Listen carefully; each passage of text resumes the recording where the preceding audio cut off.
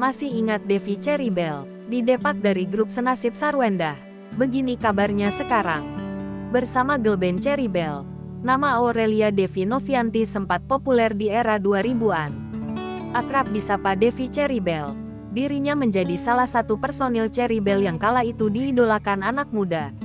Sayangnya karir Devi di Cherrybelle seketika redup. Devi menjadi anggota pertama yang keluar dari Cherrybelle. Tak sendiri. Nasib apes tersebut rupanya juga dialami istri Ruben Onsu, Sarwendah.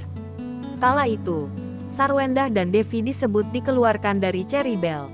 Fakta tersebut sempat diungkap Ruben Onsu saat alasan keluarnya Sarwendah dan Devi dari Cherrybelle dipertanyakan. Hal ini seperti yang tampak pada tayangan YouTube Atiek Nurwahyuni, yang diunggah pada tanggal 5 Maret tahun 2020 lalu. Dia keluar sendiri, tanya Atiek lagi. Ruben pun tampak kaget dan mengatakan kalau sang istri dikeluarkan. Tangkap layar YouTube Atiek Nurwahyuni. Ruben Onsu bongkar alasan Sarwendah keluar dari Cherrybelle. Keluar sendiri. Orang dikeluarin, ucap Ruben yang dibenarkan Sarwendah. Kini hampir 13 tahun berlalu. Baik Sarwendah maupun Devi sudah menjalani kehidupan mereka masing-masing. Sama seperti Sarwendah, Devi rupanya juga sudah menikah.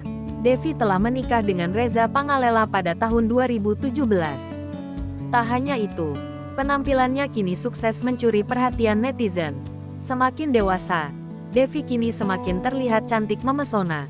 Dalam sehari-hari, rupanya Devi memiliki kebiasaan yang sama seperti Sarwendah.